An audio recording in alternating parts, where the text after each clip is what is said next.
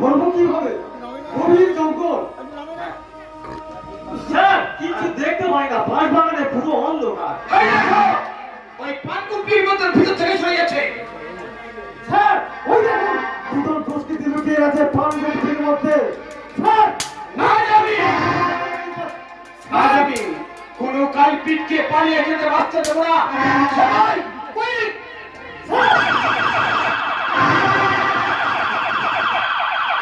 সারা পুলিশের চাকরিটা করা আমার বড় অপরাধ। সিপাই সিপাই করে চেঁচিয়ে স্যার চলে গেল। আমি এখন কি করি? দুজন ক্রিমিনালের ধরা এত শক্ত ব্যাপার, আমি ধরি কি করে? ঠিক আছে, আমি ওদের দুজনকে ধরবো। তবে আমার পাওটা কাঁপছে।